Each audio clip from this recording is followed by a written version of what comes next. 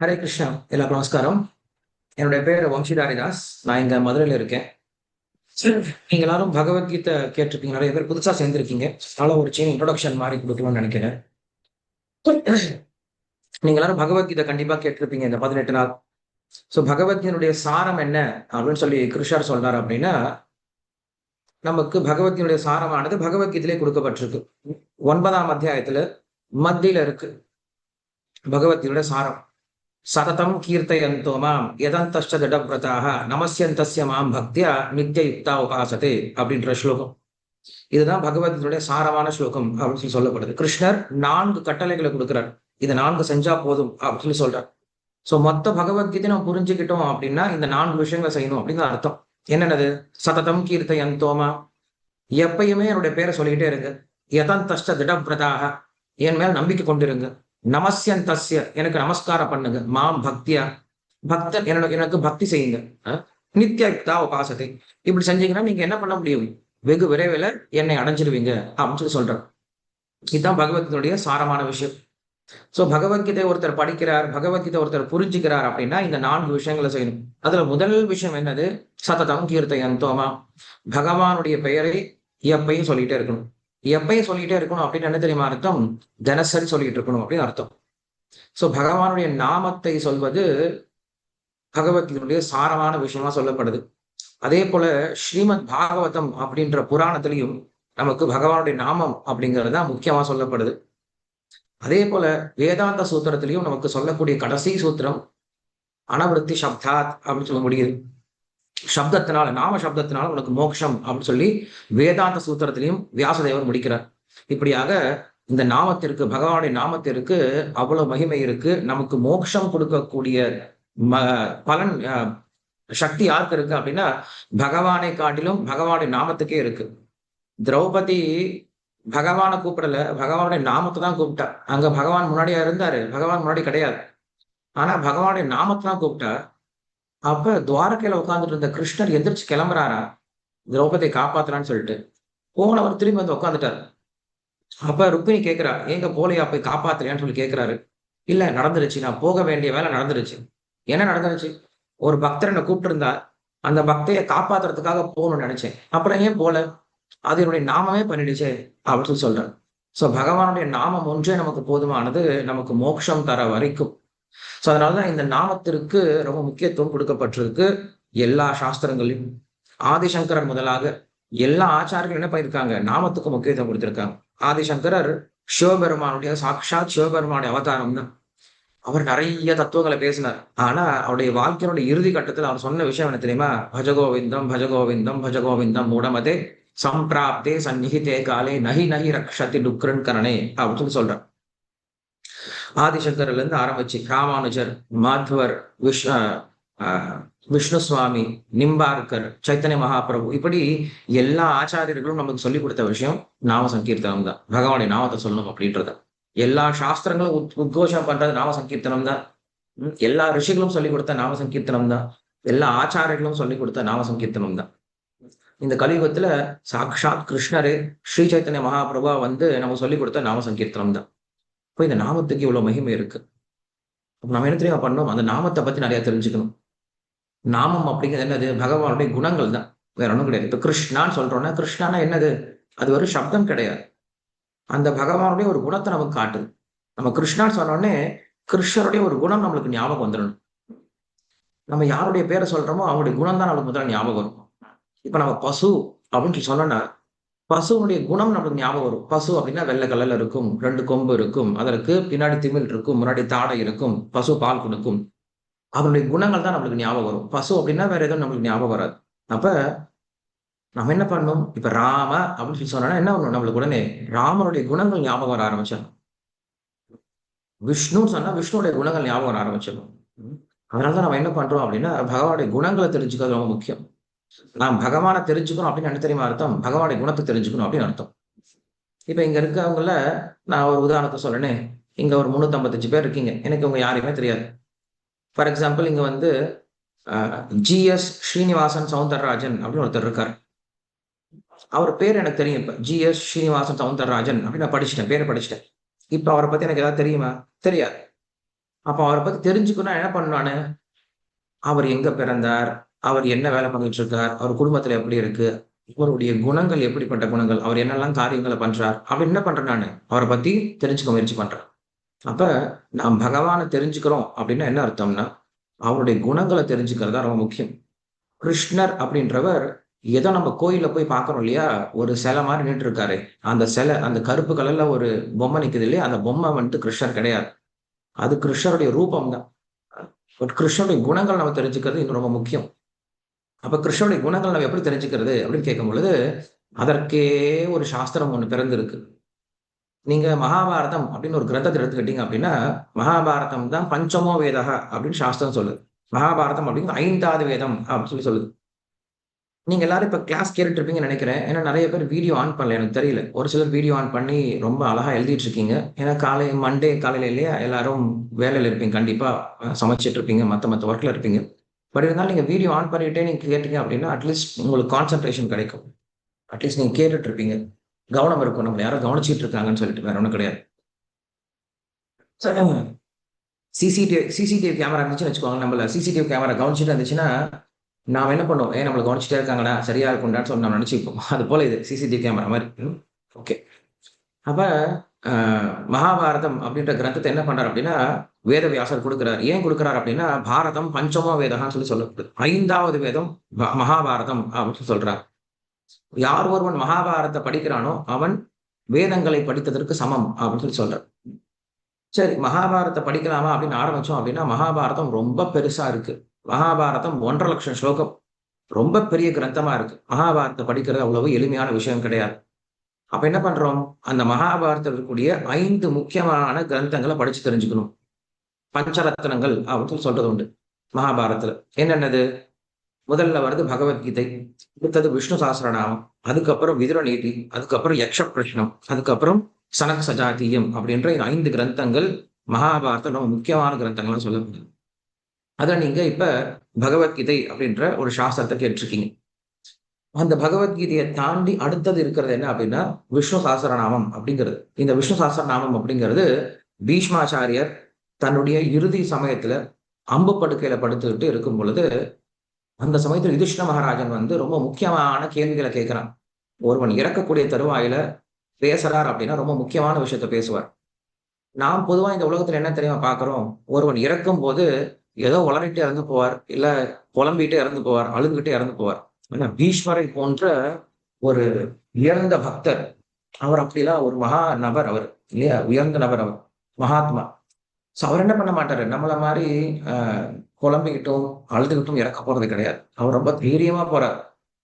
அவருக்கு இறப்பு அப்படிங்கிறது அவருடைய அவருடைய எண்ணத்தின் பிரகாரம் அவருடைய நேரத்தை அவர் என்ன பண்ணலாம்? சூஸ் பண்ண முடியும்.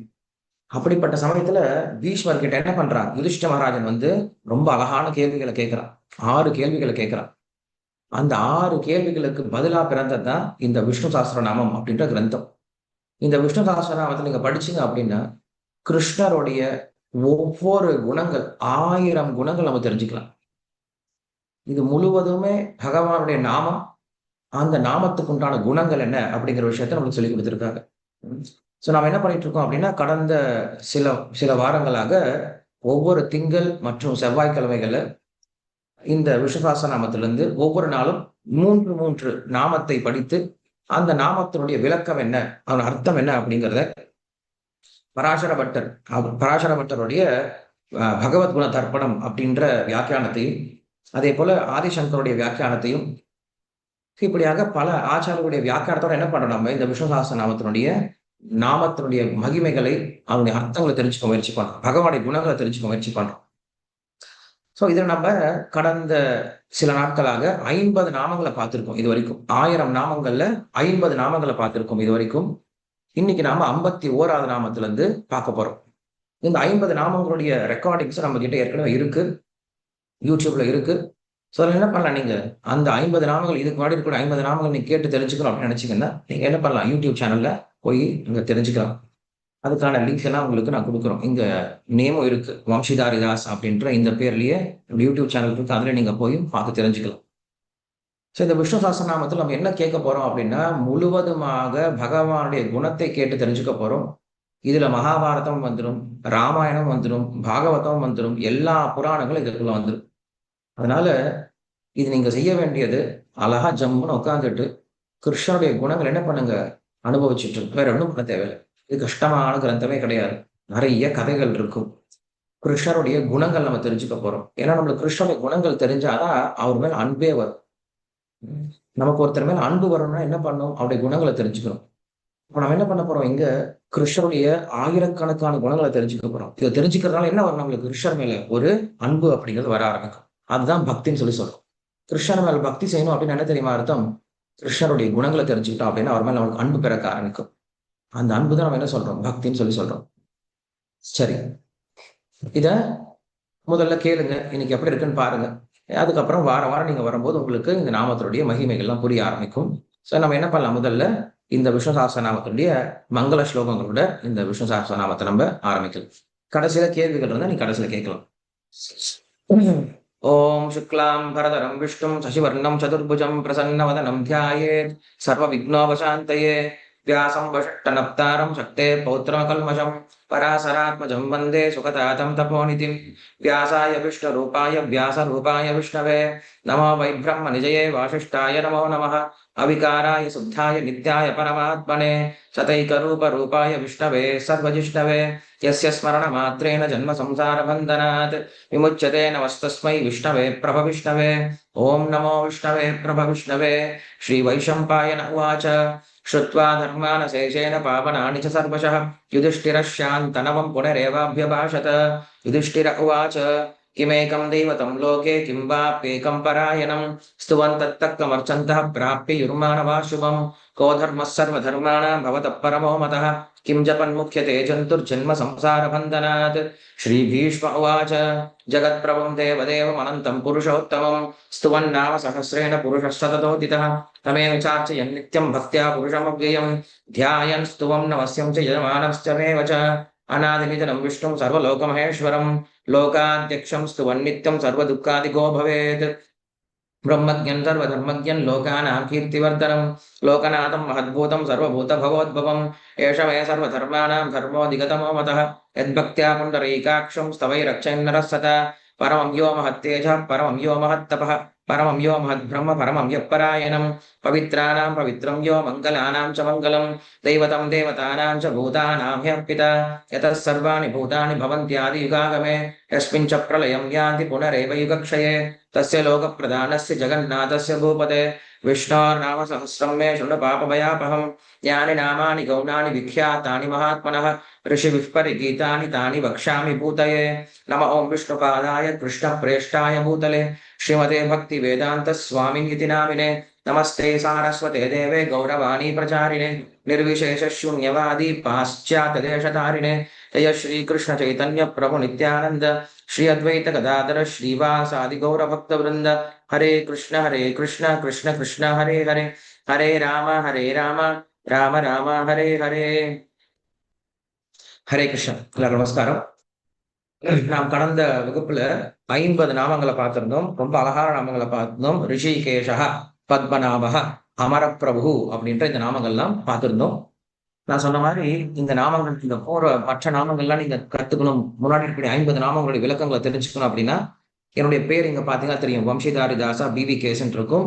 இது என்னோட யூடியூப் சேனலும் இதே பேர்ல இருக்கு. நீங்க அங்க போனீங்கன்னா அங்க இருக்கக்கூடிய பிளேலிஸ்ட்ல நீங்க தெரிஞ்சுக்கலாம். சரி, 51வது நாமம் இன்னைக்கு நம்ம பார்க்கணும். மனுகு அப்படிங்கிறது 51வது நாமம். பகவானுடைய பெயர் மனு அப்படின்னு சொல்லி சொல்றார்.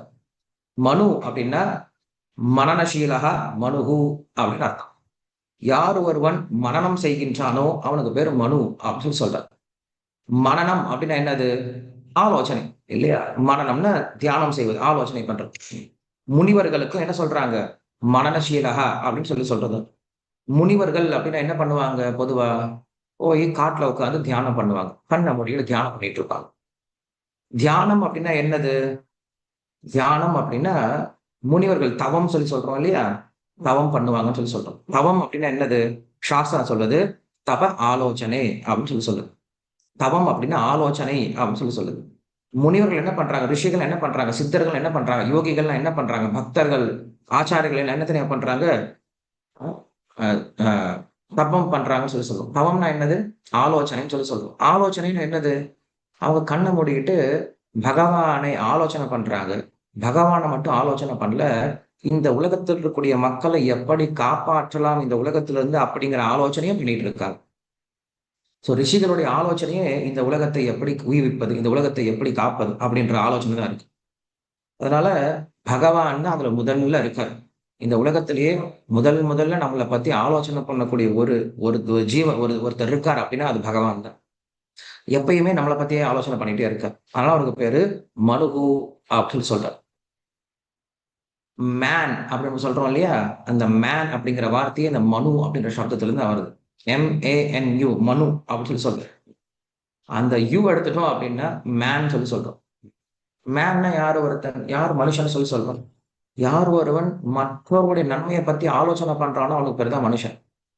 தன்னுடைய நன்மையை பற்றியே ஆலோசனை பண்ணிட்டு இருந்தா அப்படின்னா அது மிருக வாழ்க்கை இல்லையா? மிருகம் என்ன பண்ண என்னைக்குமே தன்னுடைய வயித்தை பார்த்துக்கிட்டா போதும் நினைக்கும். ஆனா மனிதனா பிறந்து நாமும் நம்முடைய வயித்தையே பார்த்துட்டு இருந்தோம் அப்படின்னா நமக்கு பேர் மனிதர்களே கிடையாது. மனிதன் அப்படின்னாவே மற்றவருடைய நன்மைக்காக உழைப்பவனுக்கு பேர் தான் என்ன சொல்றாங்க? மனிதன் அப்படின்னு சொல்லி சொல்றாங்க. இது மனிதனுக்கே உண்டான ஒரு குணம் அப்படின்னு சொல்லி சொல்றாங்க. அதனால மனு அப்படின்ற சப்தத்துல இருந்தா மேன் அப்படின்னு எடுத்து வச்சுக்கிட்டான். சரி. இங்க பகவான் என்ன பண்றாரு அப்படின்னா, மனு அப்படின்னு சொல்லி கேட்கும் பொழுது, அனைத்தையும் அறிந்தவன் அப்படின்ற இன்னொரு அர்த்தத்தை கொடுக்கிறார். நான் ஒவ்வொரு அர்த்தமா சொல்லிட்டு இருக்கேன். நீங்க நோட் பண்ணி வச்சுக்கோங்க. முதல் அர்த்தம் என்ன சொன்னார் அப்படின்னா, மனநசீலக நம்மள பத்தி ஆலோசனை பண்ணக்கூடியவன் மனுன்னு சொல்லி சொன்னார். 2வது அர்த்தம் என்ன தெரியுமா சொல்றாரு? எல்லாவற்றையும் அறிந்தவனாக இருக்கிறார். அதனால அவருக்கு பேரு மனு அப்படின்னு சொல்லி சொல்றார். சென்ஸ் ஆஃப் நோயிங் அப்படின்னு சொல்லி சொல்றார். எதை பற்றி தெரிந்தவரா இருக்கார்? இந்த உலக படைப்பை பற்றி தெரிந்தவரா இருக்கார். சோ இந்த உலகத்தை பகவான் என்ன பண்றாரு அப்படின்னா படைக்கிறார். அந்த படைப்பை பற்றிய எல்லா ஞானமும் அவர்கிட்ட இருக்கிறதுனால அவருக்கு பேரு மனுகு அப்படின்னு சொல்றார். பகவான் இந்த உலகத்தை எப்படி படைக்கிறார் அப்படின்னு கேட்கும் பொழுது சாஸ்திரத்துல ஒரு உதாரணம் கொடுக்கப்படுது.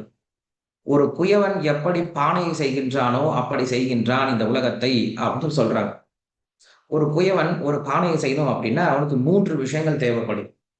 முதல்ல அந்த குயவன் இருக்கணும், சக்தியோட இருக்கணும், உயிரோட இருக்கணும். அவனுக்கு ஆசை இருக்கும், பானை செய்யணும் அப்படின்ற ஆசை இருக்கும். இது முதல் விஷயம். 2வது அந்த பானை செய்வதற்கு நமக்கு என்ன வேணும் அப்படின்னா களிமண் வேணும். களிமண் இல்லாம வெறும் ஆசை மட்டும் இருந்தா பத்தாது. அந்த களிமண் இப்ப என்ன பண்ணும்? அந்த குயவன் கொண்டு வரணும், போட்டு மிதிக்கணும், அதை பதப்படுத்தணும். 3வது களிமண் இருக்கு, குயவன் இருக்கா? சக்கரம் வேணுமே சுத்தறதுக்கு. சக்கரம் இருக்கு. சக்கரம் எல்லாம் ரெண்டும் பிரயோஜனம் இல்லாம போயிடும். சக்கரம் வச்சு என்ன பண்ணணும்? சுத்த ஆரம்பிக்கிறான். இது 3 இருந்தா மட்டும்தான் என்ன பண்ண முடியும்? அவனால ஒரு பானையை செய்ய முடியும்.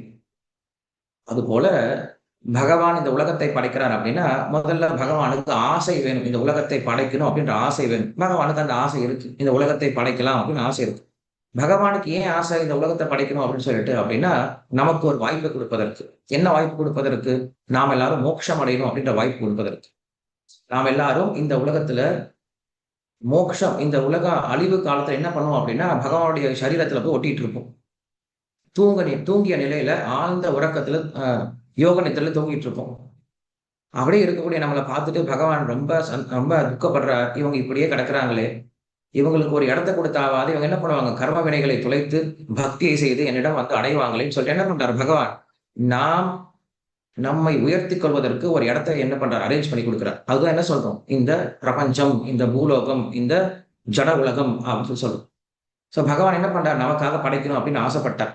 ஆசைப்பட்டு என்ன பண்றாரு? ஆசைப்பட்ட மட்டும் பத்தாது. அதுக்கப்புறம் நம்மளுக்கு அதுக்கு 2 விதமான காரணங்கள் சொன்னேன் இல்லையா? மொத்தம் 3 காரணங்கள் சொல்லியிருக்கேன் இந்த உலகத்தை படைப்பதற்கு. 1 குயவன், 2வது களிமண், 3வது சக்கரம் அப்படி 3 விஷயம் சொல்லியிருக்கேன். அது போல இந்த உலகத்தை படைப்பதற்கு பகவானுக்கு 3 காரணங்கள் தேவைப்படுதுன்னு சொல்லி சொல்றாங்க. என்னென்னது? 1 உபாதான காரணம், 2வது நிமித்த காரணம், 3வது சககாரி காரணம் அப்படின்னு 3 காரணங்களை சொல்றாரு. நீங்க தெரிஞ்சு வச்சுக்கோங்க. இதெல்லாம் சாஸ்திர விஷயங்கள். இந்த 3 காரணங்கள் என்ன அப்படின்னா நிமித்த காரணம் அப்படின்னு முதல் காரணம் சொல்றார். நிமித்த காரணம்னா என்னது? முக்கியமான காஸ். நிமித்தம் நிமித்தம் அப்படின்னா நிமித்தம் அப்படின்னா ரீசனிங் காஸ் அப்படின்னு சொல்லி சொல்லலாம். இந்த உலகத்தை படைப்பதற்கு ஒரு முக்கியமான காரணமா இருக்கார் பகவான். நிமித்த காரணம். என்ன காரணம்? நான் இந்த உலகத்தை படைக்கணும் அப்படின்ற ஆசை மட்டுமே போதும். பகவான் என்ன பண்றது கிடையாது. நம்மளை போல கஷ்டப்பட்டு எல்லாம் படைக்க தேவையில்லை. ஆசைப்பட்டாவே போதும். இந்த உலகமானது சிருஷ்டி ஆயிடுவான். இது முதல் காரணம் சொல்லி சொல்றார். 2வது உபாதான காரணம் அப்படின்னு சொல்லி சொல்றார்.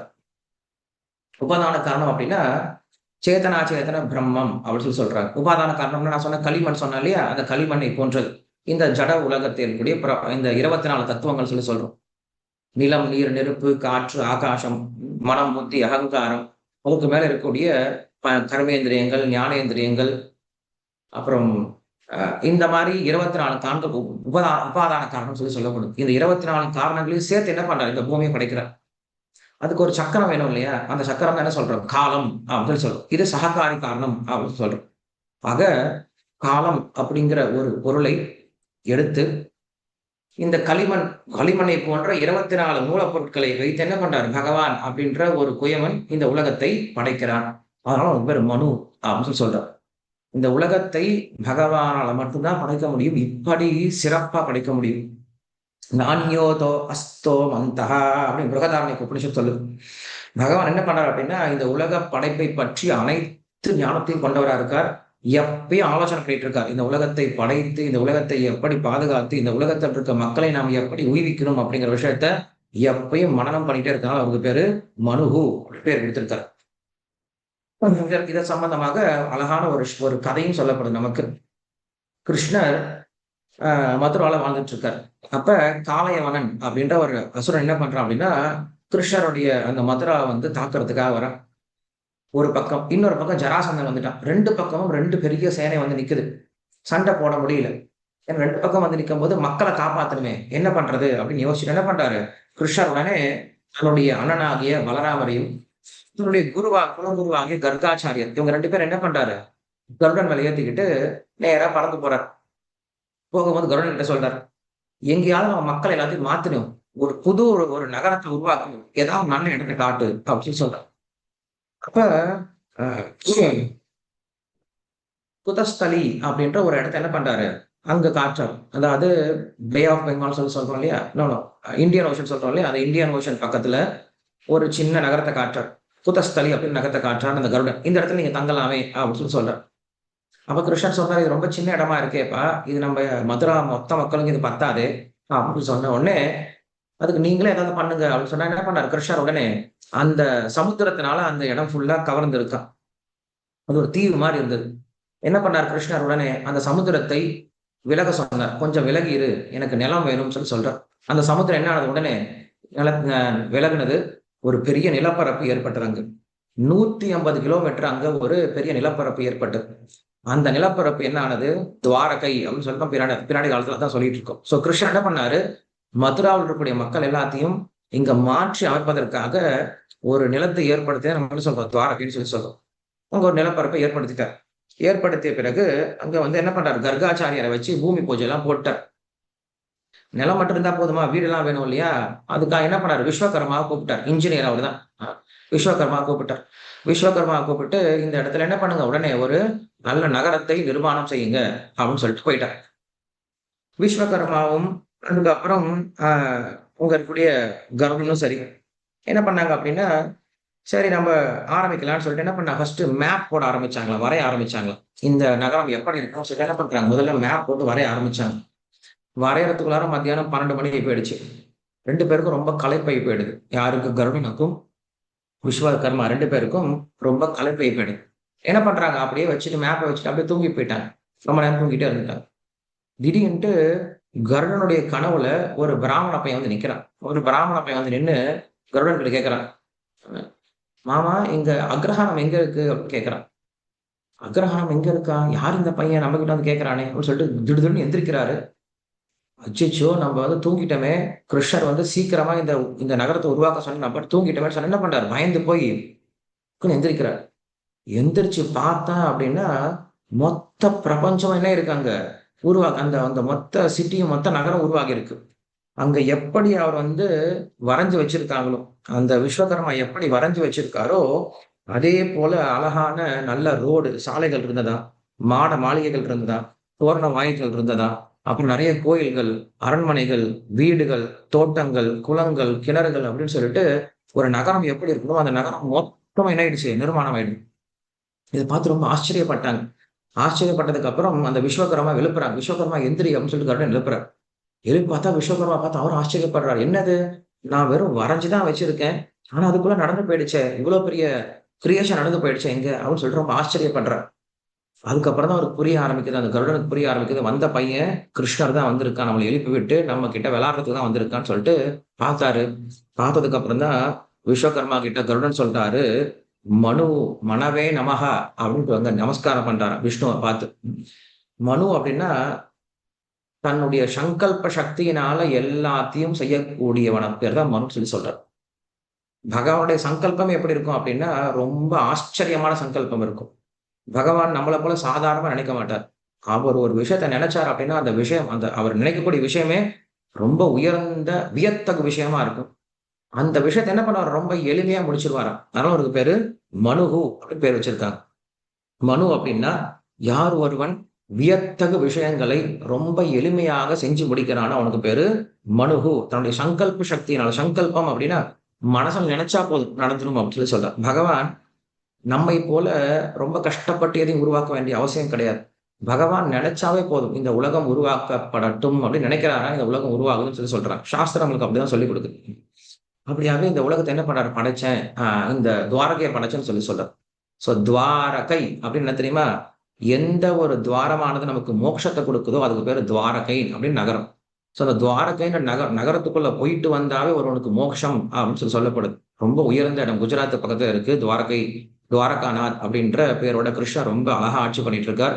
கிருஷ்ணர் அந்த துவாரகையில தான் 16,108 பட்ட மகிழ்ச்சிகளோட நெடுங்காலம் ஆட்சி செஞ்சார் அப்படின்னு நமக்கு ஸ்ரீமத் பாகவத்துல சரித்திரங்கள்லாம் சொல்லப்படுது. சோ அப்படிப்பட்ட துவாரகைய நிர்மாணம் பண்ண பகவான் பகவான் வந்து ஆச்சரியப்பட்டார். கருடன் விஸ்வகர்மா பார்த்து ஆச்சரியப்பட்டார். அப்பதான் கருடன் சொல்லிட்டாரு, "இதுல என்னப்பா ஆச்சரியம் இருக்கு? எங்க சுவாமி என்ன பண்ணுவாரு? இந்த மொத்த பிரபஞ்சத்தையுமே என்ன பண்ணுவாரு? தன்னுடைய சங்கல்ப சக்தியினால உருவாக்க முடியும். அப்படி இருக்கும்போது, இந்த ஒரு சின்ன நகரத்த உருவாக்க முடியாதா?" அப்படின்னு சொல்லி என்ன பண்ணுவாரு? பகவான வழிபடுவார். இதனால தான் கம்பராமாயணத்துல நம்மளுக்கு முதல் ஒரு பாசுரமே சொல்லப்படுது. "உலகம் யாவையும் தாமுலவாக்கலும், நிலைபெறுத்தலும், நீக்கலும், அழகிலா விளையாட்டுடை தலைவர் யாரவர் அன்னவர்க்கே சரண் நாங்களே" அப்படின்னு சொல்லிட்டு கம்பர் சொல்லுவார். சோ பகவானுடைய அ வேலை என்ன அப்படின்னா, இந்த உலகத்தை படைத்தல், காத்தல், மறுபடியும் எல்லாத்தையும் பின்வாங்குதல் அப்படின்ற இந்த ஒரு அழகான லீலை. இது வந்து கஷ்டமே கிடையாது பகவானுக்கு. நமக்கெல்லாம் இன்னைக்கு காலைல சமைக்கணும் அப்படின்னாவே பெரிய போராட்டமா இருக்கு. நாங்க எல்லாருடைய வீடியோவும் பார்த்துட்டு தான் இருக்கேன். R. Ganga, doctor D. Rajeswari, அப்புறம் வேற யாரெல்லாம் சமைச்சுட்டு இருக்கீங்க? நீங்க என்ன சமைக்கிறீங்கன்னு தெரியல. ஒரு எது சமைச்சாலும் என்ன பண்ணுங்க, கிருஷ்ணருக்கு வச்சுட்டு நீங்க சாப்பிடுங்க இன்னைக்கு. ஏன்னா நாங்கலாம் பார்த்துட்டு தான் இருக்கோம். ஸோ இன்னைக்கு சமையல்ல நம்மளுக்கு வந்து பெரிய இதுவா இருக்கு. சுத்தி, சுத்தி, சுத்தி தேன்மொழி அவங்க சமைச்சுட்டு இருக்காங்க. என்ன பண்றாங்க சமையல் அப்படின்னாவே பெரிய நம்மளுக்கு பெரிய தலைவலியா இருக்கு. லக்ஷ்மி அம்மா சமைச்சுட்டு இருக்காங்க. தாளிச்சு கொட்டிட்டு இருக்காங்க. ஸோ தினமும் யோசிக்க வேண்டியதா இருக்கு. நம்ம இன்னைக்கு என்ன சமைக்க போறோம்ன்னு தெரியலையே! சமைச்சா நல்லா வருமா? இல்லையான்னு தெரியலையே! தினமும் ஒவ்வொரு நாள் ஒவ்வொரு மாரி இருக்கு. இன்னைக்கு ஒரு நாள் சாம்பார் ஒரு மாரி இருக்கு. நாளைக்கு ஒரு நாள் சாம்பார் ஒரு மாரி இருக்கு. பத்மா சுவாமிநாதன் ஆமா, ஆமான்னு சொல்றாங்க. ஸோ நம்ம சமையல்லாம் ஒரே மாரி இருக்கிறது கிடையாது. என்னைக்கும் மாறிக்கிட்டே இருக்கு. ஆனா பகவானுடைய படைப்பு எப்படி தெரியுமா இருக்கு? என்னைக்கும் ஒரே மாதிரி இருக்கும். பூனைன்னா பூனை மாரி இருக்கும். யானைன்னா யானை மாரி இருக்கும். பசுன்னா பசு மாரி இருக்கும். இல்லையா? மாத்தி சமைக்கிறதே கிடையாது. பகவான் மாற்றி படைப்பதே கிடையாது. எல்லாத்தையும் ஒரே மாரி படைக்கிறார். எப்படி இதுக்கு முன்னாடி இருந்ததோ, போன படைப்பு எப்படி இருந்ததோ, அதே போல தான் இப்பயும் படைப்பு இருக்கு. "தாதா யதா பூர்வம கல்பயது" அப்படின்னு சாஸ்திரம் சொல்லுது. பகவான் மாற்றி படைப்பதே கிடையாது. ஒரே மாரி படைச்சுட்டு இருக்காரு எப்பயுமே. அது எப்படி சாத்தியமாகும் அப்படின்னு கேட்கும்போது தான், சாஸ்திரம் ரொம்ப அழகான ஒரு விளக்கம் குடுக்குது. பகவான் கிட்ட ஒரு ப்ளூ சார்ட் இருக்கா. ஒரு ப்ளூ பிரிண்ட் இருக்கா. அந்த ப்ளூ பிரிண்ட் இருக்கிறதுனால, எல்லாம் ஒரே மாரி படைப்பு இருக்குன்னு சொல்லி சொல்றார். இப்ப நீங்க கம்பெனிலாம் பார்த்தீங்கன்னா, ஏதாவது ஒரு ப்ராடக்ட் வெளில வருது. ஒரு ஒரு மொபைல் ஃபோன் வருது, இல்ல ஒரு கார் வருது அப்படின்னா, அது எந்த ஊர்ல மேனுஃபேக்சரிங் பண்ணாலும் ஒரே மாரி தான் கார் இருக்கும். ஒரே மாரி தான் மொபைல் இருக்கும். காரணம் என்னது? ஏன்னா அவங்ககிட்ட ஒரு ப்ளூ பிரிண்ட் இருக்கு. ஸோ ப்ளூ பிரிண்ட் இருக்கிறதுனால என்னைக்கும் அது மாறவே மாறாது. எப்பயும் ஒரே மாதிரி இருந்துட்டு இருக்கும். அதே போல பகவான் என்ன பண்றாரு? இந்த உலகத்தையே தன்னுடைய ப்ளூ பிரிண்ட் வச்சு நடத்திட்டு இருக்கார். அந்த ப்ளூ பிரிண்ட்ட நம்ம என்ன சொல்றோம்? சாஸ்திரம் அப்படின்னு சொல்லி சொல்றோம். வேதம்னு சொல்லி சொல்றோம். அந்த வேதத்தை கொண்டு தான் பிரம்மதேவன் என்ன பண்றாரு? இந்த உலகத்தையே படைக்கிறார். ஸோ அந்த வேதம் அப்படிங்கிறது இந்த உலகத்தையே படைப்பதற்கு ஒரு காரணமா இருக்கும் பொழுது, நம்மை போன்ற ஜீவாத்மாக்கள் இந்த உலகத்துல வாழ்வதற்கு அது வழி குடுக்காதா என்ன? ஸோ வேதம் அப்படிங்கிறது நமக்கு எல்லா விதத்திலும் ஞானத்தை கொடுக்கக்கூடியதா இருக்கு. இந்த உலகத்துல நாம் எப்படி வாழ வேண்டும்? இந்த உலகத்தை விட்டு நாம் எப்படி விலக வேண்டும்? அப்படிங்கிற விஷயம் வரைக்கும் நமக்கு வேதத்துல ஞானம் இருக்கு. அதனால வேத ஞானம் அப்படிங்கிறது ரொம்ப முக்கியமான ஞானம்னு சொல்லப்படுது. சரி. ஆக்சுவலா நான் வந்து ஒவ்வொரு வகுப்புலயும் 3 நாமங்கள் சொல்லிக் குடுக்கறது உண்டு. இன்னைக்கு ஆக்சுவலா நான் மனுகு, ஸ்வஷ்டா, ஸ்தவிஷ்டா அப்படின்ற 3 நாமங்கள சொல்லணும் அப்படின்னு நினைச்சிட்டு இருந்தேன். ஆனா ஆல்ரெடி 6:50 ஆயி போயிடுச்சு. ஸோ இங்க நான் நிறுத்திடுறேன். இன்னைக்கு நான் பேசின விஷயத்துல யாருக்காவது கேள்விகள் இருந்தா நீங்க கேட்கலாம். நமக்கு 7:10 வரைக்கும் நேரம் இருக்கு. ஸோ யாருக்காவது கேள்விகள் நீங்க நான் பேசின விஷயத்துல உங்களுக்கு ஏதாவது கேள்விகள் இருந்தா கேளுங்க. அ அதுக்கப்புறம் நம்ப அடுத்தடுத்த வகுப்புல நம்ம என்ன பண்ணலாம்? இந்த நாமங்களுடைய அர்த்தங்கள புரிஞ்சுக்க முயற்சி பண்ணலாம். இப்ப உங்களுக்கு புரிஞ்சிருக்கும்னு நெனைக்கிறேன். மனு அப்படின்ற சப்தத்துக்கு எவ்வளவு அர்த்தம் இருக்குன்னு புரிஞ்சிருக்கும். நம்மளுக்கு தெரிஞ்சதெல்லாம் ஒரே ஒரு மனு தான் இல்லையா? மனு சம்ஹிதை அப்படின்னு ஒரு விஷயத்த பேசிட்டு இருப்பாங்க மக்கள். மனு சம்ஹிதை, மனு சம்ஹிதை அப்படின்ட்டு. பட் மனு அப்படின்ற நாமம் உண்மையில பகவானுக்கு தான் சார்ந்தது. அந்த ஒரு நாமத்துக்கே இவ்வளவு அர்த்தங்கள சொல்லிக் குடுக்குறாங்க. சோ நமக்கு என்ன தெரியும்? இப்ப பகவானுடைய குணங்கள் தெரிய ஆரம்பிச்சது. என்ன குணங்கள் தெரியும்? நம்ம இன்னைக்கு என்ன கத்துக்கிட்டோம்? மனுன்ற சப்தத்துல பகவான் என்னைக்கும் நம்மள பத்தி ஆலோசனை பண்ணிட்டு இருக்கார் அப்படின்ற ஒரு குணத்த தெரிஞ்சுக்கிட்டோம். 2வது பகவான் இந்த உலகத்தை படைப்பதற்கான எல்லா ஞானத்தையும் கொண்டவரா இருக்கான்னு தெரிஞ்சுக்கிட்டோம். 3வது பகவான் என்ன பண்றாரு? 3 விதமான காரணங்களை கொண்டு இந்த உலகத்தை படைக்கிறார் அப்படின்ற அந்த ஒரு விஷயம் தெரிஞ்சுக்கிட்டோம். சககாரி காரணம், உபாதான காரணம், நிமித்த காரணம் அப்படின்ற 3 காரணங்களை கொண்டு இந்த உலகத்தை படைக்கிறார்ன்னு தெரிஞ்சுக்கிட்டோம். பகவான் ஏன் இந்த உலகத்தை படைக்கிறார் அப்படின்ற காரணத்தை தெரிஞ்சுக்கிட்டோம். அதேபோல அ துவாரகை எப்படி உருவானது அப்படின்ற கதையும் தெரிஞ்சுக்கிட்டோம். வெறும் ஒரு நாமத்திலிருந்து. சோ நம்ம என்ன பண்ணலாம்? தினமும் இந்த சாரி திங்கள், செவ்வாய் இந்த 2 நாள்ல நம்ம என்ன பண்ணுவோம் அப்படின்னா, இங்க 3 நாமாவள கத்துக்க போறோம். அப்ப நம்ம நெறைய குணங்களையும் தெரிஞ்சுக்கலாம், கதைகளையும் தெரிஞ்சுக்கலாம். சரி ரொம்ப நன்றி எல்லாருக்குமே. ஏதாவது கேள்விகள் இருந்தா நீங்க கேட்கலாம். நான் ஆல்ரெடி உங்களுக்கு மென்ஷன் பண்ணியிருந்தேன். கீழ என்னுடைய பெயருக்கு கீழ ஒரு பெயர் வருது இல்லையா? ஃபோட்டோ கீழ. வம்சிதாரி தாசா பிவிகேஎஸ் அப்படின்னு சொல்லிட்டு. இதுதான் வந்து என்னுடைய யூடியூப் சேனல். ஸோ அதுக்குள்ள போனீங்கனாலும் நீங்க நெறைய கிளாஸ்லாம் கேட்க முடியும். அதேபோல இதுக்கு முன்னாடி இருந்த நாமங்களுடைய விளக்கங்கள என்ன பண்ணலாம்? 50 நாமங்களோட விளக்கங்களையும் நீங்க அதுல கேட்டு தெரிஞ்சுக்கலாம். ஓகே கொஸ்டின்ஸ் இருந்தா ஹேண்ட் ரைஸ் பண்ணுங்க. உங்கள வந்து அன்மியூட் பண்ணுவாங்க. அதுக்கப்புறம் நான் ஆன்ஸர் சொல்றேன் உங்களுக்கு.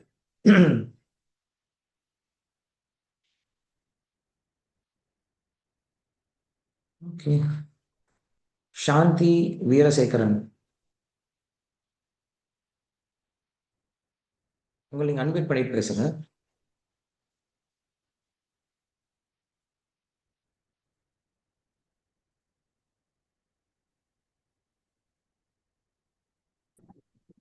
வணக்கம் குருஜி. ஹரே கிருஷ்ணா. வணக்கம். ஹரே கிருஷ்ணா. ரொம்ப சந்தோஷம் விஷ்ணு.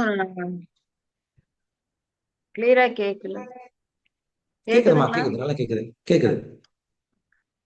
விஷ்ணு சஹஸ்ரநாம பத்தி நான் தெரிஞ்சுக்கணும்னு ஆசைப்பட்டேன். கடவுள் பகவான் கொடுத்ததுக்கு ரொம்ப நன்றி. இதுல 3 இது சொல்லிருக்கீங்கல்ல, 3 நிமித்தம் சொல்லிட்டு மனு, அதுக்கடுத்து எனக்கு சரியா அந்த இது வேர்டு எனக்கு சரியா புரியல. ஓகே. நிமித்த காரணம், உபதார காரணம். ம். அந்த நிமித்த காரணம் 3வது அப்படின்னு நிமித்த காரணம் அப்படிங்கிறது முதல் காரணம். இது பகவானுடைய ஆசை. 2வது உபாதான காரணம். உபாதான காரணம் அப்படின்னா, பொருட்கள் வேணும் இல்லையா? ஒரு விஷயத்த ஆசைப்பட்டா மட்டும் பத்தாது. இப்ப வந்து சாந்தி கிருஷ்ணா அம்மா என்ன பண்றாங்க? நான் இன்னைக்கு பொங்கல் செய்யணும் அப்படின்னு ஆசைப்பட்டாங்க. பொங்கல் செய்யணும்னு ஆசைப்பட்டா மட்டும் பத்தாது. வீட்ல பொங்கல் தான் செய்றாங்க போல இருக்கு. அதுக்கு நம்மளுக்கு என்ன தேவை? அரிசி தேவை, பருப்பு தேவை, இஞ்சி தேவை, அ அ கருவேப்பிலை தேவை, நெய் தேவை, அப்புறம் மிளகு தேவை. இதெல்லாம் தேவை இல்லையா? முந்திரி தேவை. இதெல்லாம் கண்டிப்பா தேவை. இதெல்லாம் என்ன சொல்றோம்? உபாதான காரணம் சொல்லி சொல்றோம். 3வது என்னது? சககாரி காரணம் சொல்லி சொல்றோம். சககாரி காரணம் அப்படின்னா, கேஸ் அடுப்பு வேணும், பாத்திரம் வேணும், சமையல் பண்றதுக்கு நம்மளுக்கு கரண்டிலாம் வேணும். இது சககாரி காரணம். சககாரின்னா ஹெல்ப் பண்ணக்கூடியது.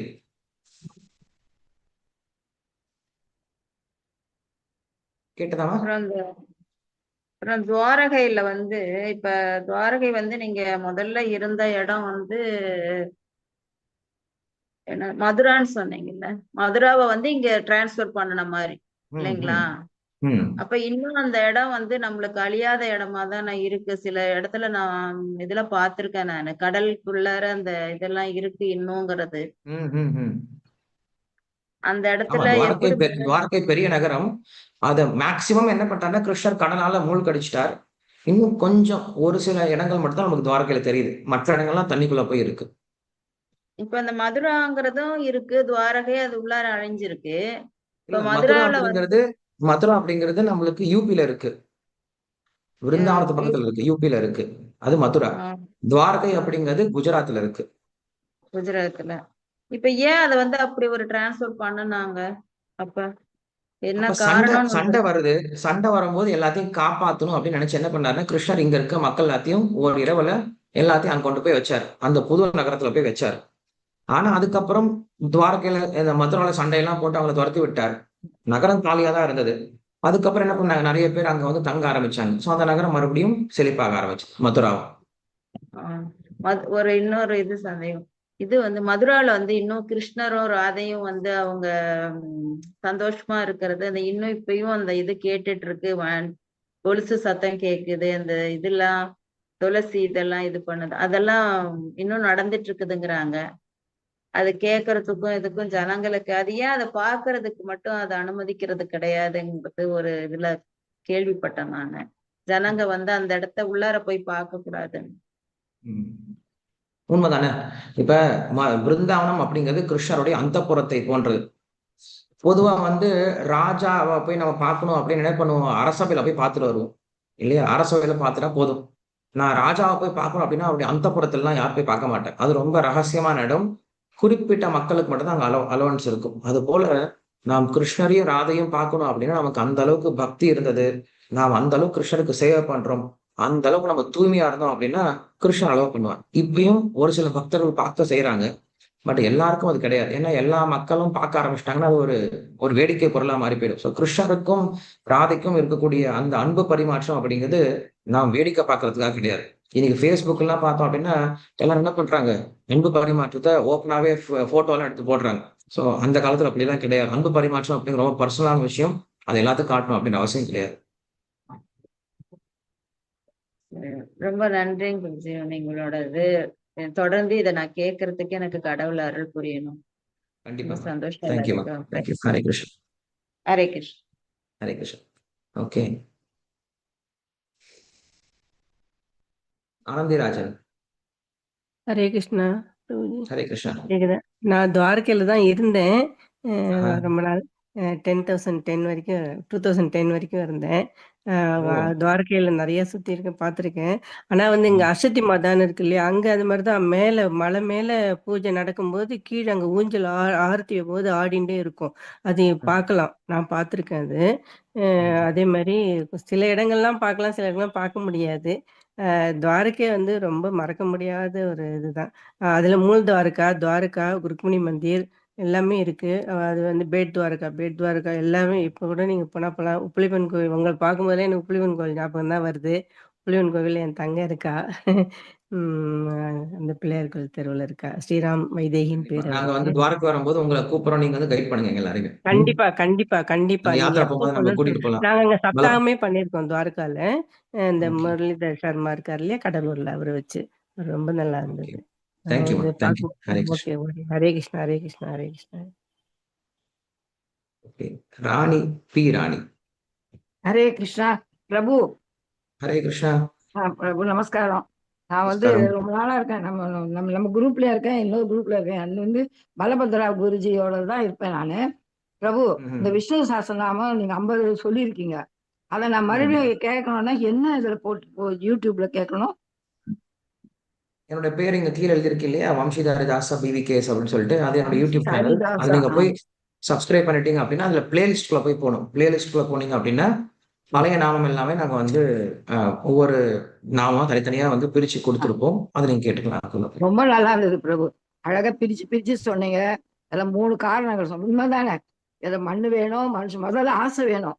திரௌபதி கூப்பிடும் போது கிருஷ்ணா தான் கூப்பிட்டாங்களே தவிர அந்த பகவான் எழுந்து வந்தா கூட அவர் நாமம் தான் வந்ததுன்னு சொன்னீங்க பாருங்க. அந்த நாமத்துடைய பெருமை அந்த அதுதான் ரொம்ப ரொம்ப நல்லா இருந்தது. நன்றி பிரபு, ரொம்ப நன்றி. தேங்க்யூ. ஹரே கிருஷ்ணன். இங்க புவனா ராதாகிருஷ்ணன். நீங்க அன்மியூட் பண்ணிட்டு பேசுங்கம்மா. வணக்கம் குருஜி. வணக்கம்மா. எனக்கு ரொம்ப பிடிச்சது. இப்பதான் ஃபர்ஸ்ட் டைம் கிளாஸ் அட்டன் பண்ணேன் பகவத்கீதை. ஆஹா. 18 அத்தியாயம் ரொம்ப நல்லா இருந்தது. தெய்வீகமா ம். இருந்தது. எப்படி ம். அதை வெளிப்படுத்துறதுன்னு எனக்கு தெரியல. ஏன்னா நம்ம எப்பவுமே கிருஷ்ணரை பத்தி நிறைய சொல்லிட்டு இருக்கணும். கொஞ்சமா தான் நான் கத்துட்டோம். இப்ப பகவான் எழுந்திருச்சாலே தூக்கம் கேட்க எனக்கு இன்னும் எதுவுமே வேண்டாம், கிருஷ்ணரை பத்தியே நினைச்சிட்டு இருந்தா போருங்கிற மாதிரி ஒரு ஃபீலிங் வருது. நல்லா இருந்தது. Very good. வெரி இப்ப குட். இப்ப நீங்க விஷ்ணு சஹஸ்ரநாமம் அந்த 3ஓட இதை சொன்னேல்ல, ரொம்ப நல்லா இருந்தது. கேட்கறக்கே ரொம்ப இதா இருக்கு. நிறைய ரொம்ப விஷயம் நம்ம கத்துக்கிறது இருக்கு. நீங்க தொடர்ந்து கேட்டே இருந்தா போதும். வேற ஒண்ணும் பண்ண கண்டா தேவையில்ல. அமைதியா உட்கார்ந்து கேட்டு இருந்தா போதும். சந்தோஷமா நல்லா இருக்கு.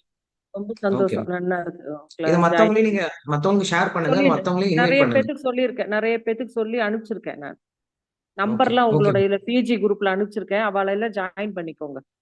ஓகே. ரொம்ப நன்றி. ரொம்ப thank you. Thank you. Hare Krishna. Hare Krishna. Okay. Pradeep Kumar. Hare Krishna Swami. Hare Krishna. Swami ஒரு சின்ன டவுட் சுவாமி. இப்ப துவாரகை வந்து கிருஷ்ணர் வந்து அவரே நீர்ல மூழ்கடிச்சிட்டாரு. அப்படி இருக்கப்ப அவர் வந்து அது யாரும் இது பண்ண வேணாம் அப்படிங்கிறது என்ன ரீசன்? இப்ப அப்படி இருக்கிறப்ப அவரே அது வேணும்னு இது பண்ணப்ப நம்ம போய் அங்க எல்லாம் பார்க்கலாமா, மறுபடியும் அங்க இது பண்ணலாமா அப்படின்னு ஒரு டவுட் வருது.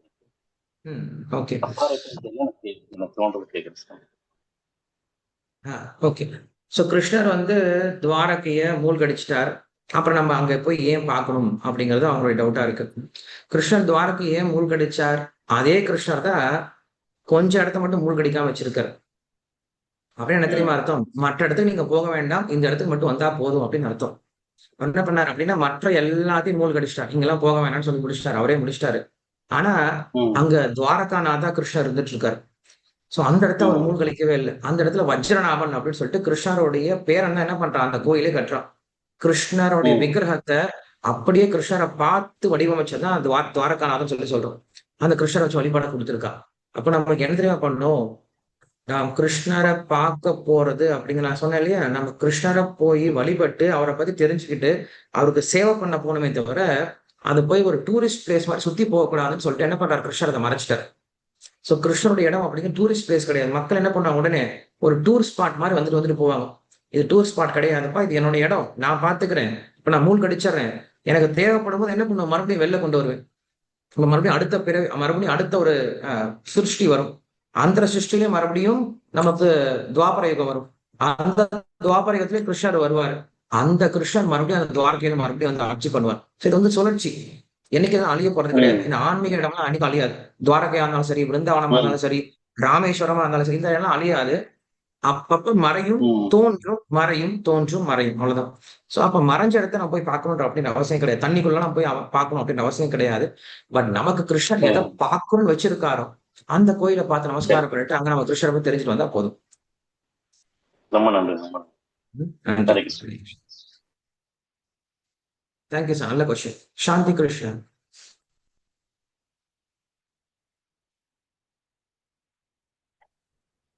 ஹரே கிருஷ்ணா பிரபுஜி. ஹரே கிருஷ்ணா. பிரபுஜி, இந்த விஷ்ணு சகஸ்ர நாமம் ஏதாவது புக் வடிவத்துல கிடைக்குமா பிரபுஜி? விஷ்ணு சகஸ்ர நாமத்தோட அர்த்தம் நீங்க சொல்றேன் இல்லையா, அத நான் எப்ப வேணாலும் நீங்க வாங்கணும் படிச்சுக்கலாம். அப்படின்னா புக் வாங்கணும் அப்படின்னா நமக்கு வந்து இஸ்கான்ல பானுசுவாமி அப்படின்றவர் வந்து ஒரு புக் எழுதியிருக்காரு, ஒரு டிரான்ஸ்லேஷன் கொடுத்திருக்காரு. ரொம்ப சுருக்கமா இருக்கும். அது இங்கிலீஷ்ல இருக்கு, தமிழ்ல இன்னும் வரல. தமிழ்ல வேணும் அப்படின்னா நமக்கு பராசர பட்டருடைய பகவத் குண தர்ப்பணம் அப்படின்ற ஒரு பாஷ்யம் இருக்கு. இது நீங்க வந்து ஸ்ரீரங்கத்துல ஸ்ரீ வைஷ்ணவ ஸ்ரீ அப்படின்ற ஒரு பப்ளிகேஷன்ல அவங்க கொடுத்துட்டு இருக்காங்க. நீங்க போஸ்டர்ல கூட என்ன பண்ணலாம், வெப்சைட்ல கூட பார்த்து அந்த ஸ்ரீ வைஷ்ணவ ஸ்ரீ கான்டாக்ட் பண்ணீங்க அப்படின்னா அங்கிருந்து நீங்க விஷ்ணு சஹஸ்ரநாமம் அப்படின்ற கிரந்தத்தை வாங்கிக்கலாம். வாங்காத காட்டிலும் கேட்டா இன்னும் நல்லா இருக்கும். உங்களுக்கு கேட்கும் போது ரொம்ப நிறைய அர்த்தங்கள் புரியும். உங்களோட யூடியூப் சேனல் கேட்கவும் கேக்குறேன், இருந்தாலும் நான் கொஞ்சம் ஒண்ணு வாங்கி வச்சுக்கலாம் அப்படின்ட்டு. இந்த ரெண்டு நீங்க சாய்ஸ் பார்க்கலாம். இந்த ரெண்டு புக் நீங்க சாய்ஸ் கேட்கலாம். ஓகே பிரபுஜி. ஸ்ரீரங்கத்துல என்ன சொன்னேன் பிரபுஜி? ஸ்ரீ வைஷ்ணவ ஸ்ரீ அப்படின்னு பப்ளிகேஷன்ஸ். ஓகே, வெள்ளகோபுரத்து பக்கத்துல இருக்கு. வெள்ளகோபுரம் பக்கத்துல இருக்கு. Okay Prabhuji. Thank you so Hare much. Krishna. Hare Krishna. Okay, Usha அம்மா பி. நமஸ்தே ஜி. நமஸ்காரம். எங்க மாமா வந்து திருப்பதி போயிட்டு திரும்பி வரச்ச, மும்பைல இருந்து திருப்பதி போயிட்டு திரும்பி வரச்ச ஒரு ஆக்சிடென்ட் ஆகி ரொம்ப சீரியஸா ஆஸ்பத்திரியில அட்மிட் பண்ணிருக்கா. அவருக்கு சீக்கிரம் ஆத்துக்கு வரணும்னு நீங்க வந்து பகவான்கிட்ட எல்லாரும் சேர்ந்து வேண்டிக்கலாம். நாளைக்கு நம்ம ஜபம் பண்ணும்போது கூட நான் சொல்றேன், பலபத்திர பிரபுகிட்ட சொல்றேன். நாளைக்கு ஜபம் பண்ணும்போது கூட எல்லாரும் என்ன பண்ணலாம், அவங்களுக்காக சீக்கிரம் நல்லா உடல் நலத்தோட வரணும் அப்படிங்கிறத நம்ம என்ன பண்ணலாம், எல்லாரும் சேர்ந்து நாளைக்கு ஹரே கிருஷ்ண மந்திரம் சாண்ட் பண்ணும்போது நம்ம வேண்டிக்கலாம்.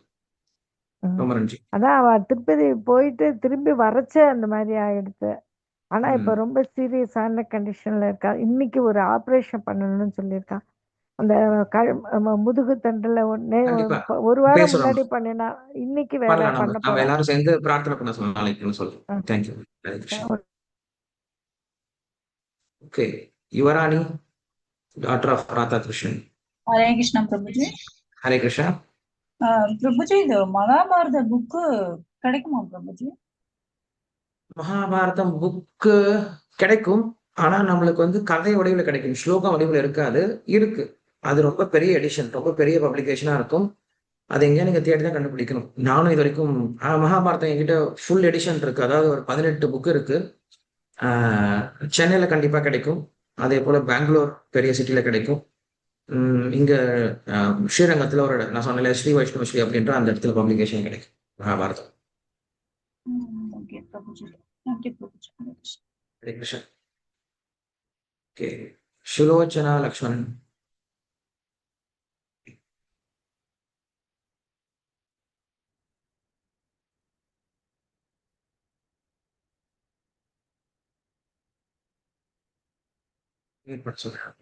ஹரே கிருஷ்ணா பிரபு. ஹரே கிருஷ்ணா. நாங்கள் சின்ன வயசுல இருந்தே அப்பா சொல்லி சொல்லி கேட்டு கேட்டு விஷ்ணு சாஸ்திரமா அப்படியே பைஹார்ட் ஆயிடுது. கார்த்தாலையும் சாயந்தரம் டெய்லி வருஷ கணக்கா சொல்லிட்டு இருக்கோம். ஆனா அப்ப சொல்றதுக்கும் இப்ப சொல்றதுக்கும் நிறைய வித்தியாசம் இருக்கு. அன்னைக்கு மேலோட்டமா தான் எங்களுக்கு மீனிங் தெரிஞ்சது. ஆனா இன்னைக்கு நீங்கள் ஒரு வேர்டுக்கு மீனிங் சொல்றது அது ரொம்ப உணர்வா இருக்கு, ரொம்ப ஃபீல் பண்றது. அப்புறம் இன்னொரு கொஸ்டின் என்னன்னா, ஏகாதசி விரதத்தை அன்னைக்கு எந்த உப்பு யூஸ் பண்ணலாம்? ஓகே, எந்த உப்பு ஏகாதசி அன்னைக்கு யூஸ் பண்ணலாம்? பொதுவா வந்து கல்லுப்பு யூஸ் பண்ணா பெட்டர். அதுல வந்து ஏன்னா நம்ம தூள் உப்புல என்ன கலப்பாங்கன்னு சொல்ல முடியாது. அதுல வந்து அரிசி மாவு கலந்தாலும் நமக்கு தெரியாது. வேற எதாவது மாவு கூட கலக்கலாம். அதனால கல்லுப்பு யூஸ் பண்ணா பெட்டர். இன்னும் இந்துப்புன்னு சொல்றது உண்டு. நார்த் இந்தியால இந்துப்பு ரோஸ் கலர்ல இருக்கும். அந்த இந்துப்பு யூஸ் பண்ணோம் அப்படின்னா அது இன்னும் நல்லா இருக்கும். ரெண்டும் இல்லாத பட்சத்துல தூள் உப்பு தான் இருக்கு அப்படின்னா தூள் உப்பை தனியா வச்சுக்கோங்க. ஏன்னா நம்ம வந்து பொதுவா சமைச்சிட்டு இருக்கும்போது திடீர்னு உப்பை கையில வச்சு தொட்டு எடுப்போம். ஸோ அங்க வந்து நம்ம வேற ஏதாவது மசாலா தொட்டிருப்போம். அந்த மசாலா கையோட என்ன பண்ணுவோம், இங்க உப்பு தொட்டு எடுப்போம். அதுல மசாலால நம்ம இருக்கக்கூடிய தானியங்கள்லாம் இதுல கலக்கும். அதனால என்ன பண்றதுக்கு உண்டு, தனியா ஏகாதசிக்குன்னு உப்பு தனியா வச்சுக்கிறது உண்டு. முதல் விஷயம் இந்து உப்பு நல்லது, இல்லைன்னா கல் உப்பு நல்லது. அப்படின்னா தனி உப்பு தனியா நம்ம வச்சுக்கிறது நல்லது. தேங்க்யூ பிரபு. தேங்க்யூ. தேங்க்யூ பிரபு. ஹரே கிருஷ்ணா. ஓகே, விஜயலட்சுமி சுமந்த். ஹரே கிருஷ்ணா பிரபுஜி. நமஸ்காரம். ஹரே கிருஷ்ணா. நமஸ்காரம். நான் இன்னைக்குதான் வந்து ஃபர்ஸ்ட் கிளாஸ் அட்டன் பண்ணியிருக்கேங்க. அதாவது இந்த விஷ்ணு சகஸ்ரநாம கிளாஸ் அட்டன் பண்ணியிருக்கேங்க. ரொம்ப நல்லா இருந்ததுங்க. நான் எவ்வளவு நல்லா இருக்குன்னு தெரிஞ்சிருந்தா எனக்கு வந்து இந்த விஷ்ணு சகஸ்ரநாமம் கேட்பனே வழிய எனக்கு சொல்ல தெரியாதுங்க. இன்னைக்குதான் கிளாஸ் கேட்டு ரொம்ப நல்லா இருந்ததுங்க. எனக்கு இன்னொரு டவுட்டுங்க. இது வந்து இப்ப ராமன் வந்து ஸ்ரீராமர் வந்து 14 வருஷம் காட்டுக்கு போனார் இல்லைங்களா? அது வந்து ஒரு புராணமா இது ராமாயணம் சொல்லிட்டு ஒரு கதை இது வந்ததுங்க. இவங்க பாண்டவர்கள் வந்து காட்டுக்கு போனது வந்து 12 வருஷம், ஒரு வருஷம் என்னவோ சொல்லாங்க. அது வந்து 13 வருஷம் இருந்தது. நம்மளுக்கு ஏன் நம்ம இன்னைக்குதான் எனக்கு தெரியுங்க. நான் வந்து யூடியூப்ல பார்த்தேன். அது ஏன் ஃபேமஸ் ஆகலைங்க? ராமருடைய சரித்திரத்தை பார்த்தோம்னா, ராமாயணத்தை பார்த்தோம் அப்படின்னா அந்த 14 வருஷத்தை மட்டுமே சுத்தி வரும். ராமாயணம் அப்படிங்கிறது ராமர் செய்த தியாகத்தை காட்டக்கூடிய ரொம்ப உயர்ந்த ஒரு கிரந்தம். அந்த 14 வருஷத்தை சுத்தி தான் இருக்கும். அதுக்கு மேல ராமாயணமே பேசல. ராமர் வந்து 11,000 வருஷம் இந்த உலகத்துல ஆட்சி பண்ணார் அப்படின்னு இருந்தாலுமே கூட அந்த 11,000 வருஷத்தை பத்தி நம்ம கிட்ட கிடையாது. வெறும் அந்த 14 வருஷத்தை பத்தி தான் வால்மீகி ரிஷி என்ன பண்ணியிருக்காரு, ரொம்ப பெருமையா பேசியிருக்கார். அதை ஏன் பேசியிருக்காரு அப்படின்னா, ஒரு மனித வாழ்க்கை அப்படிங்கிறது, ஒரு மனித வாழ்க்கையில எவ்வளவு தியாகம் அப்படிங்கிறது முக்கியம் அப்படிங்கிற குணத்தை காட்டுறதுக்கு. ஏன்னா ராமர் என்ன பண்ணார் அப்படின்னா, எல்லாத்தையும் தியாகம் பண்ணார் தர்மத்துக்காக. அவர் தன்னுடைய தந்தை சொல்ல காப்பாற்றணும் அப்படிங்கிறதுக்காக எல்லா விஷயம் தியாகம் பண்ணார். சோ இப்படி தியாகம் அப்படிங்கிறதா மனித வாழ்க்கையில் ரொம்ப முக்கியம். நம்முடைய சந்தோஷம் முக்கியம் கிடையாது, தியாக மனப்பான்மையோட வாழணும் அப்படிங்கறது சொல்றது ராமாயணம். கற்பார் ராமபிரான எல்லால் மற்றும் கற்பரோ அப்படின்னு தான் கம்பன் சொல்றார். ஒரு மனிதன் எப்படி வாழணும் அப்படிங்கிற நீதி என்ன பண்றார், ராமர் இருந்து காட்டுறார். இது ராமாயணம். அதன் பிறகு ரொம்ப காலத்துக்கு அப்புறம் மகாபாரதம் அப்படின்னு வந்தது. சோ மகாபாரதம் அப்படிங்கிறது ஒரு கதை கிடையாது. நீங்க ராமாயணத்தை பாத்தீங்கன்னா ஒரு கதை தான், ராமரை பற்றி தான் சுத்தி வந்துட்டு இருக்கும். ஆனா மகாபாரதம் அப்படி கிடையாது. மகாபாரதத்துல ஆயிரக்கணக்கான கேரக்டர்ஸ், ஆயிரக்கணக்கான ட்ராஜடிஸ், ஆயிரக்கணக்கான ஆக்ஷன்ஸ், ஒரு பெரிய படத்தை, ஒரு மெகா படத்தை உருவாக்குனார். வியாசர். அப்படிப்பட்ட ஒரு கிரந்தத்தை உலகத்துல யாராலையும் எழுத முடியாது, எழுதுனதும் கிடையாது. அந்த மாதிரி ஒரு பெரிய கதையை உருவாக்கி கொடுத்தார். நிறைய கதைகள்லாம் இருக்கும். ஆனா நம்ம என்ன தெரியுமா பண்ணோம், அதை ஜாக்கிரதையா படிச்சு தெரிஞ்சுக்கணும். இதுல எது முக்கியமா அதை படிச்சு தெரிஞ்சுக்கணும். அதனால நம்ம என்ன பண்றோம்னா, எப்பயுமே நம்ம சாஸ்திரத்தை நம்மளா படிச்சு தெரிஞ்சுக்கிறது கிடையாது. நாம் ஒரு குரு கிட்ட இருந்து தெரிஞ்சுக்கணும் சாஸ்திரத்தை. அப்ப குரு கிட்ட இருந்து படிச்சோம் அப்படின்னா அவங்க நம்மளுக்கு இதுல எது முக்கியம் அப்படின்ற விஷயம் சொல்லிக் கொடுப்பாங்க. சோ இங்க வந்து பாண்டவர்கள் காட்டுக்கு போனாங்க அப்படின்னா இவங்க தியாகத்தினால காட்டுக்கு போல, சூதாடி தோத்து போய் காட்டுக்கு போனாங்க. இது பெரிய பெருமைக்கான விஷயம் கிடையாது. ராமர் காட்டுக்கு போனதுக்கும் யுதிஷ்ட மகாராஜன் பாண்டவர்கள் காட்டுக்கு போனதுக்கும் பெரிய வித்தியாசம் இருக்கு. ராமர் காட்டுக்கு போனதுக்கு ஒரே ஒரு காரணம் தியாகம் அப்படின்ற ஒரே ஒரு குணம் தான். தந்தை சொல் பேச்ச கேட்கணும் அப்படின்ற ஒரு குணத்துக்காக, ஒரு கட்டளைக்காக கட்டுப்பட்டு 16 வருஷம் கஷ்டப்பட்டார் பகவானாக இருந்தாலும். ஆனா பாண்டவர்களோ அதுக்காகலாம் காட்டுக்கு போல. அவங்க சூதாட்டாங்க, தொலைச்சாங்க, காட்டுக்கு போனாங்க. இப்படி நிறைய பேர் காட்டுக்கு போனவங்க நம்ம பாக்குறோம். மனுக்கள்லயே நம்ம பார்த்தோம் அப்படின்னா பிருத்து மகாராஜ் அவரும் காட்டுக்கு போனாரு. பரத மகாராஜன் அவனுக்கும் காட்டுக்கு போனாரு. நிறைய பேர் காட்டுக்கு போனவங்களும் நம்ம பாக்குறோம். அவங்க கதையெல்லாம் பெருசா படிக்கிறது கிடையாது. காரணம் என்னது, அது தியாகத்தினால காட்டுக்கு போல, அவங்க நிர்பந்தத்தினால காட்டுக்கு போனாங்க. ஆனா ராமரும் தியாகத்தினால காட்டுக்கு போனார். அதனால அதை பெருசா நம்ம போற்றி புகழ்றோம். ரொம்ப நன்றி. ஓகே, எல்லாருக்கும் ரொம்ப நன்றி. எல்லாருக்கும் இன்னைக்கு கிளாஸ் உபயோகமா இருந்திருக்கும்னு நினைக்கிறேன். நிறைய பேர் பேசுனீங்க, நிறைய பேர் வீடியோ ஆன் பண்ணி உட்காந்து கேட்டுட்டு இருந்தீங்க நான் சொன்னதுக்காக. அவங்க எல்லாருக்கும் ரொம்ப ரொம்ப நன்றி. ஒரு சிலரோட பேரை நான் வேற சொல்லிட்டேன், நீங்க சமைச்சிட்டு இருக்கீங்க அப்படின்ற பேரோட நான் சொல்லிட்டேன். சரி, யாரும் தப்பா எடுத்துக்காதீங்க. சமைச்சவங்க என்ன பண்ணுங்க, கிருஷ்ணருக்கு நைவேத்தியம் பண்ணிட்டு இன்னைக்கு ஹாப்பியா சாப்பிடுங்க. துவாதசி இல்லையா, விரதத்தை சீக்கிரம் முடிச்சிடுங்க. ஸ்ரீ விஷ்ணு